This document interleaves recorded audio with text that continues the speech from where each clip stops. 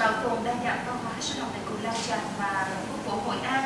Sự liên thông giữa chính sách pháp luật và quản lý là một vấn đề rất quan trọng trong việc hình thành cũng như là kết quả hoạt động của các kế hoạch phát triển về thành phố Hội An.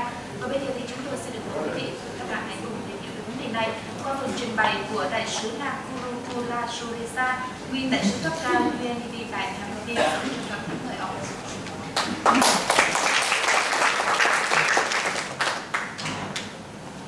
Chairman of the People's Committee of AIR, my dear friend, Dr.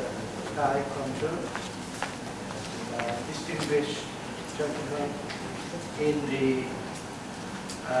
podium, my newfound friends from Vietnam, Singapore and other countries, ladies and gentlemen. I truly feel so blessed to stand before you and speak a few words. For one thing, I think you are at the threshold of an enormous development program. I only had to get off the plane in Da Nang and drive down to Hoi An to see what is surely the area of 20 to 30 kilometers, which is the fastest developing area in the world. Nowhere in our travels have we seen a 30-kilometer stretch of road where every inch of the seacoast or the shore is either built on very recently or is being built on. I am told you have 1 million tourists today in this part of Vietnam. I am very sure if I live another 10 years that you will have in excess of 10 million tourists in this part of Vietnam. That will make the central part, the coast, eastern coast of Vietnam, one of the Rivieras of Asia, and provide you with all the resources that you need to enhance the lifestyles, education, health, and the living of your people in this part of Vietnam and beyond. So you are blessed because you're at the threshold of a major development program. And I am blessed for two reasons. That I have an opportunity to say a few words to contribute in some small way towards this process. And secondly, that I'm the last speaker at this symposium. So I have the benefit of picking the brains of all those who spoke before me. Yesterday, at the end of a series of very interesting presentations, two young ladies asked two very important questions which set me thinking. And that led me this morning to sit down from 5 o'clock and jot down some points which I thought will respond to the questions that Huang Fan and the UNESCO representative in Hoi An and the other lady who was seated behind me asked. And this, I think, gives a focus to what we need to talk to you about. Ms. Huang asked about the uniqueness of Hoi An. And I think Shirley, who spoke before me, expanded on that idea. That this must come from you. No two places are alike. And no two places have the same message and same values to give to the people of the area and the people of the world.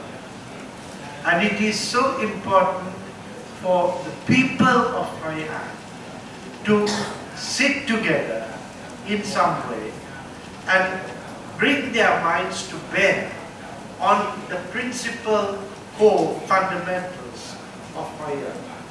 What do I want to tell the world about my Koyan? I come from Sri Lanka with a 2,500-year history, just like Vietnam. And it was also the cradle of Buddhism. And therefore we have in the north-central part of Sri Lanka monuments that go back 2,000 years, from rock fortresses to ancient palaces and so on. And we have what is called the cultural triangle, which is made available as a UNESCO site, heritage site, to develop for posterity and make available to the rest of the world to see. Koyan started in 1985, that's 25 years ago, and you have made such enormous strides in that period. I read in a book that was available at the counter there, that the first decree regarding Koyan was made in 1985. And you have a series of laws and regulations which already deal with the preservation, conservation, and management of Koyan. And I think it is important, since we are using three words, preservation, conservation, and management, to understand the nuances between these three words. When you preserve something, you look after it, but you are not bringing into focus the concept of the use of that resource. So you preserve something, okay, you keep it in that same way for the future. But when you conserve, you not only preserve, but you also use that resource in a way that will facilitate its protection.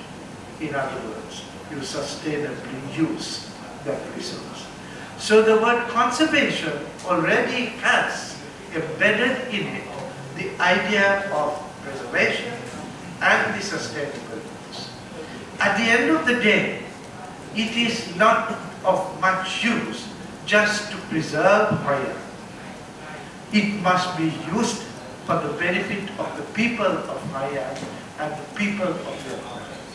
And their uses will be different from one to the other.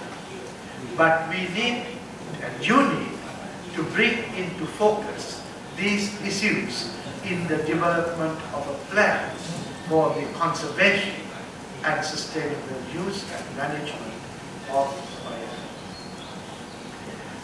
When I reflected on the questions and the issues that were talked about yesterday and reinforced by what I heard today, I thought I will focus a little bit before I speak about the boring issues of law and policy and governance, about the rationale for conservation of Koyan. What are the opportunities that you have which are unique, which provide you with the facility, the ability to conserve and sustainably use Koyan? And thirdly, what are the challenges that you face in doing that? And finally, what are the options that you have? And then I will spend a little time on the boring subject of law, policy.